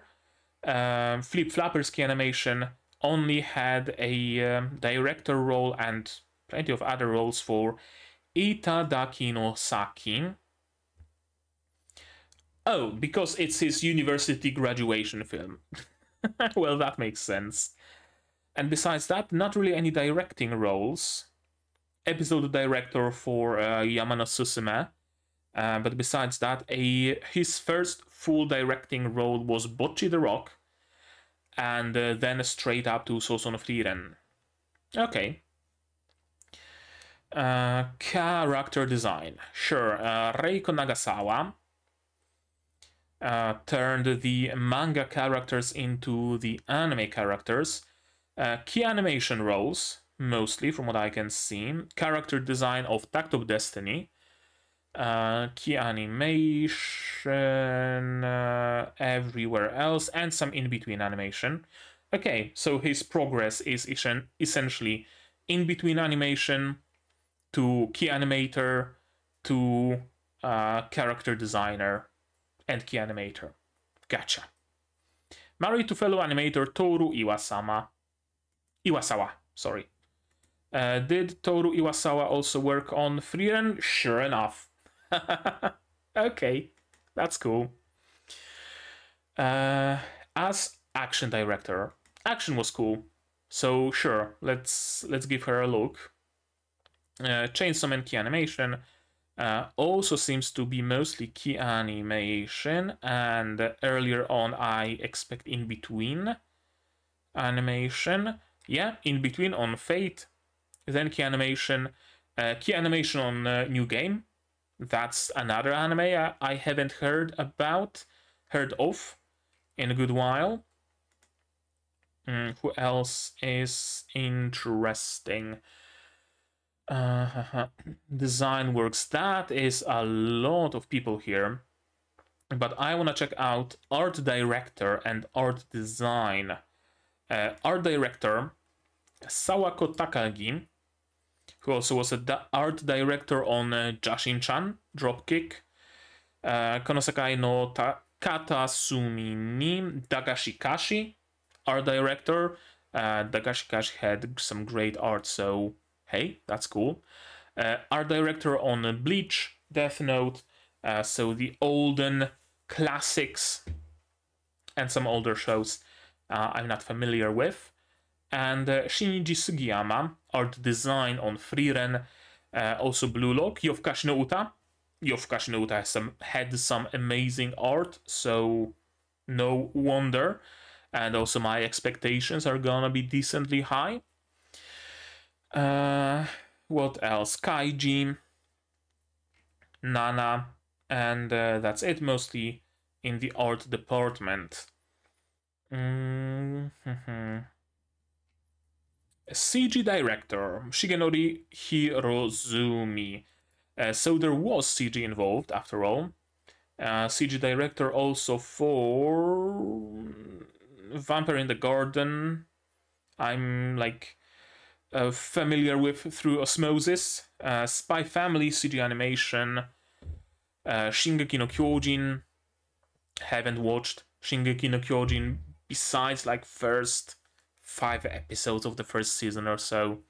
So I'm not sure how good or how bad CG is in later seasons. Death Parade CG, High School of the Dead CG, Makaku no Retose also CG. Music by Ivan Cole. That's not a Japanese name. But he lives in Hino City in Japan. Okay, sure. Music for Muv-Luv, for Violet Evergarden, for more Violet Evergarden, Schwarzes Marken, Big Order, Violet Evergarden, Mouretsu Pirates, and Symphogear G and GX music. There we go. There we go. We're cooking here. We are cooking. Theme song by Millet. Theme song by Millet, who also performed theme song for Kimetsu no Yaiba, Shika no Osama Ranking, theme song Fate Vinland Saga, and not particularly much more.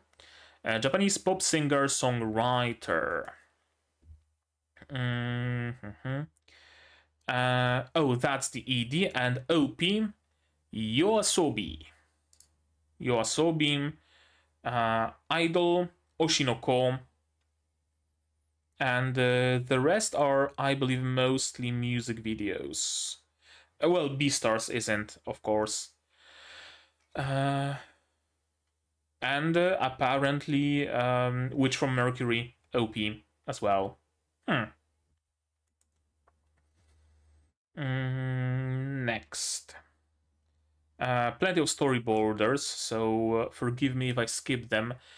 Script for episode 1, Tomohiro Suzuki, who also provided script for One Punch Man Season 2, Boogie Pop, One Punch Man Season 1, and not much more.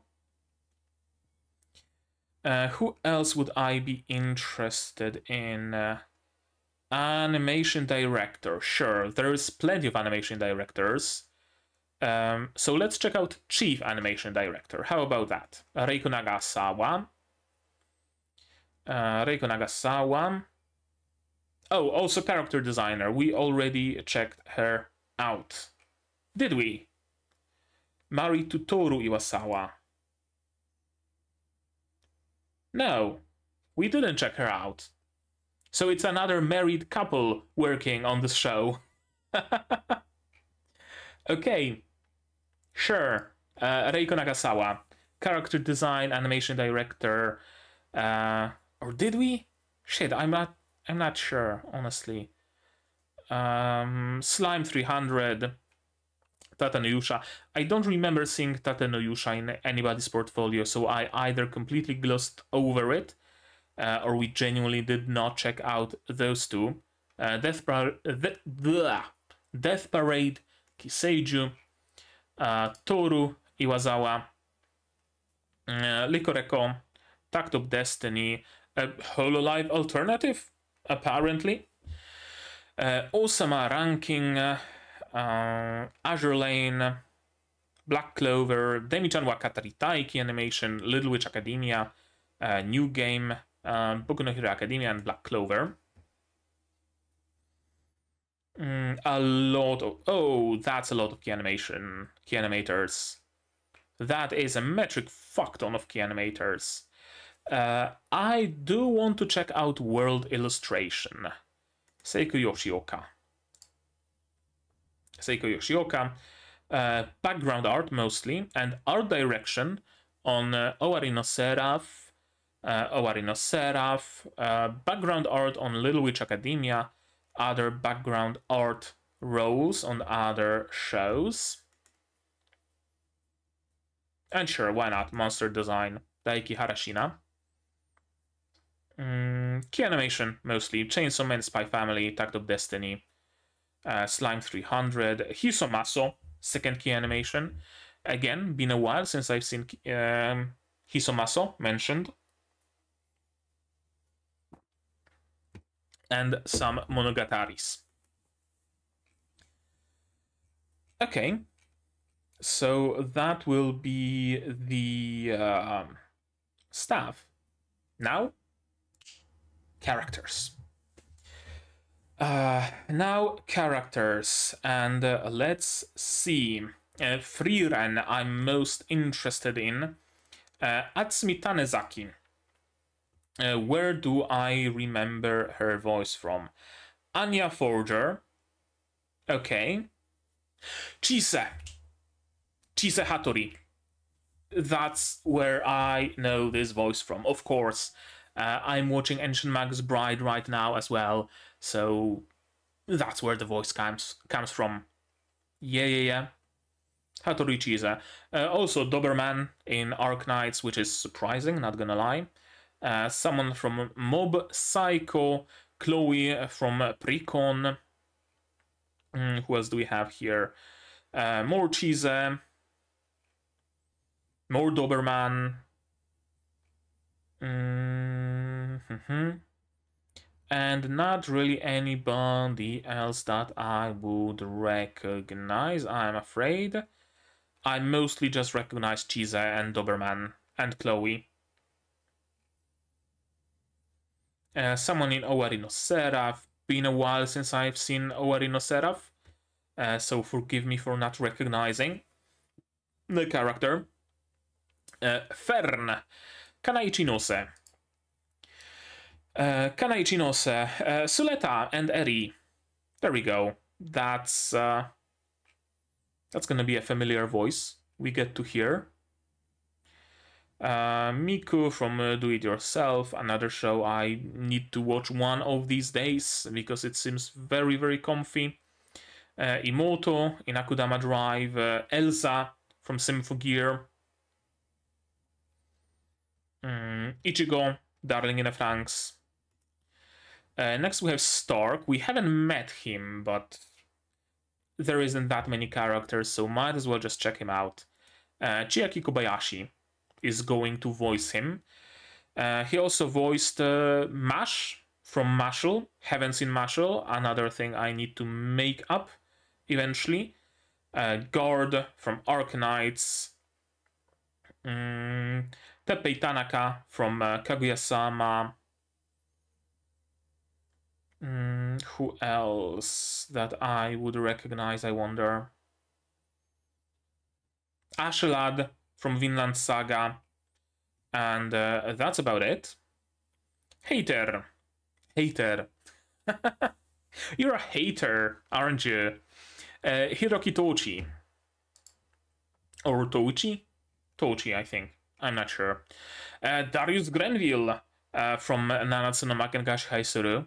Straight up, a character I recognize because I'm watching Nanatsu no Makengashi Haisuru. If you didn't know that yet. Besides that, Nanatsu no Tais, I haven't seen it. Fairy Gone, haven't seen it. Golden Kamui, haven't seen it. Zaryu Tsuchasha from Overlord. And that's about as far as characters I would recognize go, I'm afraid. Some roles in Pokemon? No. Art style, very reminiscent of Pokemon, so I thought that it's a character from Pokemon. Someone from Kuroshi Tsuji, second season. Adam Arclight from Needless.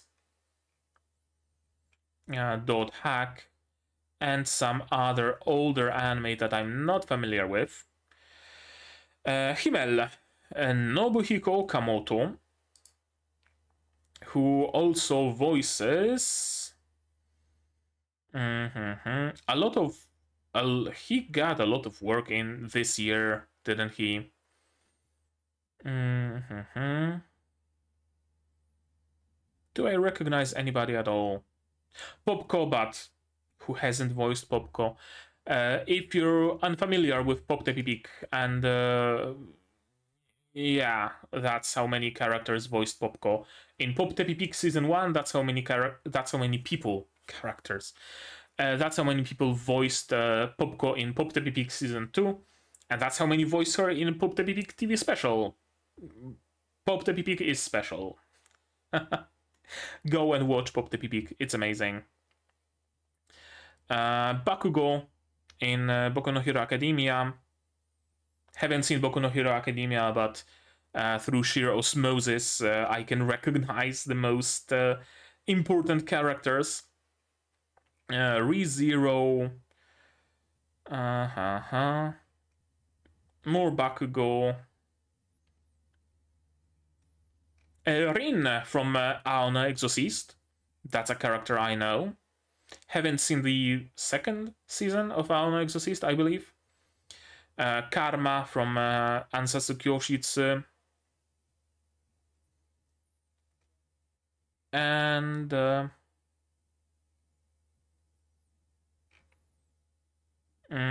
Akatsuki Osawa from Hakuryu no Aesthetica. This was a very forgettable anime. Extremely fucking forgettable. Honestly. More Rin. Okay, so I know what to expect from his voice, more or less. He's going to be that that cocky, hot-headed youngling who always tries to get himself into trouble and rushes headfirst into battle and whatnot. That seems to be the kind of character that Chiaki Kobayashi voices. No, wait. That's Nobuhiro Okamoto. Or was it Chiaki Kobayashi? No. Okay, Nobuhiko Okamoto. I thought we were checking out Stark's voice actor, but no, we are further. Did we check out Hater? We did. Aizen. Yoji Ueda. Yoji Ueda. Kenanji from... Witch from Mercury. Life from Vinland Saga. More Kenanji. Hiroki from Tokyo 24Q. Yeah, checks out. The voice checks out for the most part. Kudokinshi and Megan Ashokin from One Punch Man. And that's about as far as characters I recognize go. I believe Avaritia from 11 Eyes. Boy, it's been a while since I've seen 11 Eyes. No, wait, have I seen 11 Eyes? I have seen... Yeah, I have. Yeah, I remember it. I mean, I remember seeing it. I remember nothing of it. That's how I'm gonna put it. Kagero Usui from Zetsubo Sensei. Man, 2009 was like a long time ago, wasn't it? Shit. We are left with two characters that haven't appeared, but sure. Flamme, Atsuko Tanaka, is going to be voiced by Atsuko Tanaka in the future. Esmeralda, Nanatsu no Makegashi Haisuru, Motoko Kusanagi, of course. Who else? Mary from Conan. That's an interesting face. Sidonia no Kishi, apparently. Something I'm gonna have to watch one day, because I heard a lot of things about Sidonia no Kishi. Not necessarily positive, but not necessarily negative either. Tamama no Mae from Gegege no Kitaro. Haven't seen it, for the record. And who else? Who else? Neko Arc, apparently. She voices Tara Brooks from Blade. And some other characters I'm not gonna recognize, I'm afraid. But, I mean, Neko Arc, Motoko Kusanagi, I guess the biggest roles. Lakan from Ergo Proxy. And yeah, the portfolio reaches deep. And the last one, Qual. I assume this is the Demon King, and he's gonna appear in the flashbacks. Hiroki Yasumoto. Hiroki Yasumoto also voiced Sado from Bleach, apparently. Apparently there's a new season of Bleach. I haven't, like, seen the full first season. Can you even call it a season if it's like 200 episodes? Yukichi from the Cat anime. Who else? Erhard from Tate no Yusha. Season 3, this season. I'm gonna be watching it. Spriggan from Mahotsukai no Yome.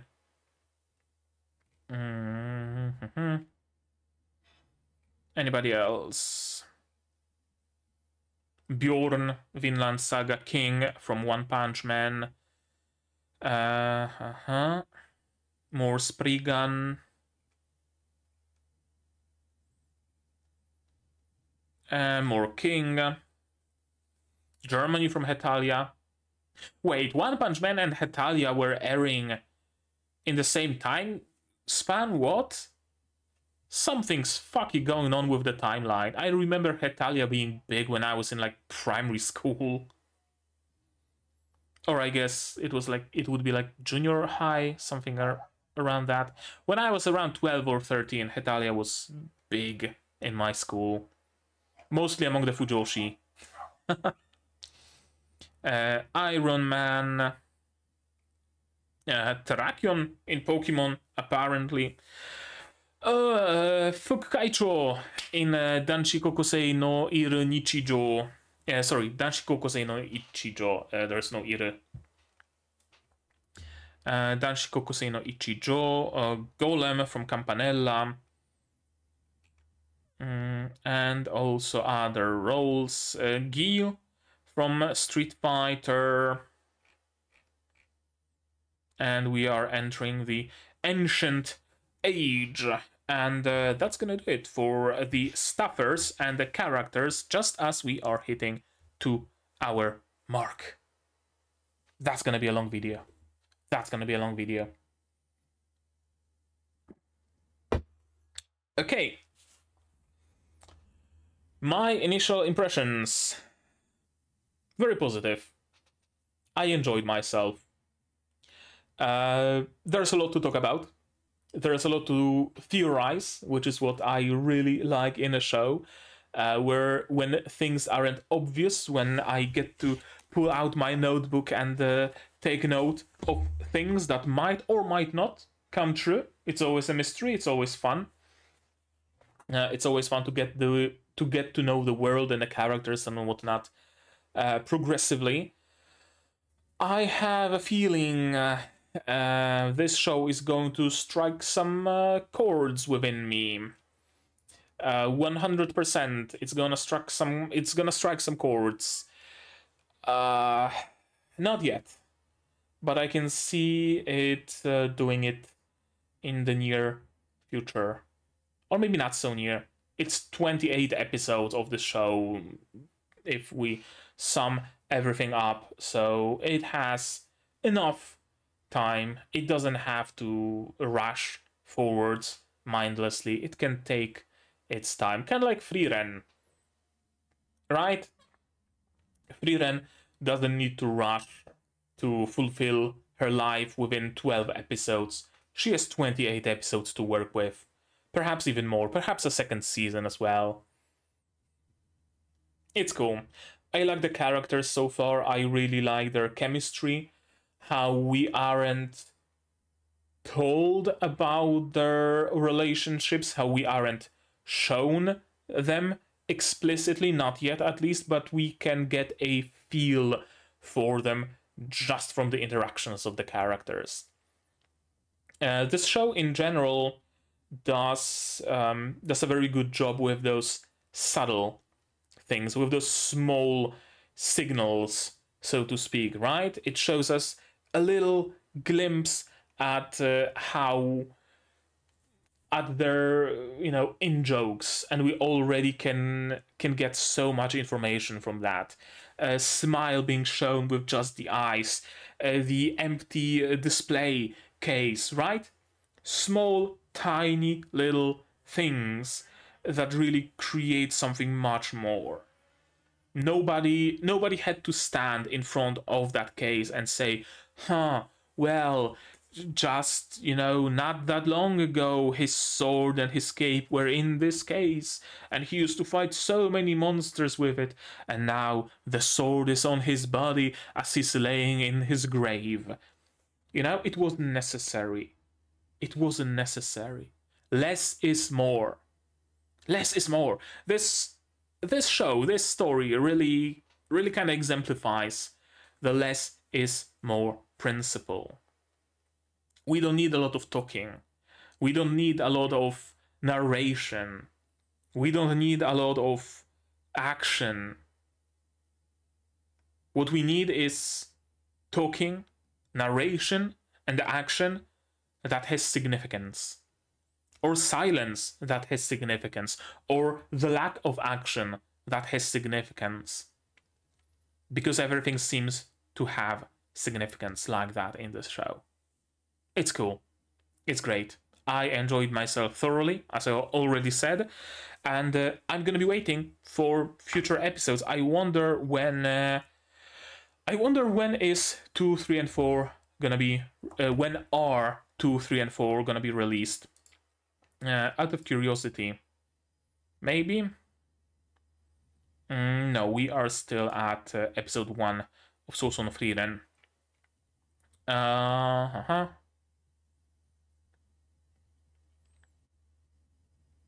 But yeah. Okay.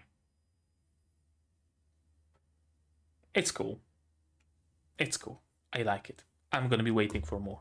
And I hope you will too. And you're gonna tune in here to my channel. This video is a little bit long, because I had to go through so much stuff. Future videos might be shorter, might not be. I don't know. Maybe I'm gonna have an hour and a half of things to talk about after the next 26-minute episode. Who knows? It sometimes happens.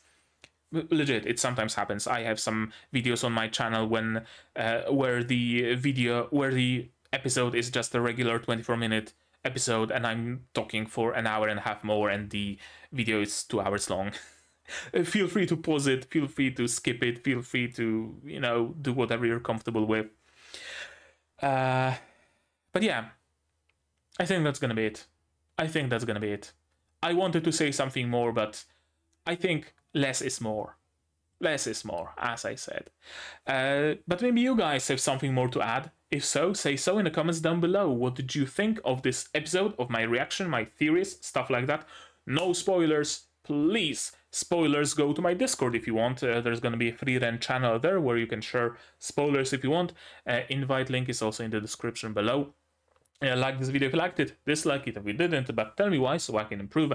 Subscribe to the channel to be notified of future releases of not only Frieren, but also other shows like Magia Record, Helk, Nanatsu no Makanagashi Haisuru, Ancient Magus Bride, and others coming at you in the future. I also stream sometimes, so you might want to click the bell icon to be notified when I go live. Support the channel if you want monetarily on Patreon, linked down below, where for $10 a month you get early access to non-seasonal shows like Magia Record, and for just $1 you get a role on the Discord and a place in the credits that you will see shortly. You can also support me monetarily on YouTube itself, super thanks, memberships, stuff like that. Or if you don't want to spend any money whatsoever, you don't have to. You can support the channel completely free, share my content, spread the word. It costs you absolutely nothing and helps the channel a lot. Like 5% of the traffic to this channel comes from Reddit, from you guys posting links to my videos on Reddit, and let that be a testament. But yeah, right now, that's gonna be it from me for today. So as always, you guys do all the good stuff, and I'm gonna see you in the next one. Cheers!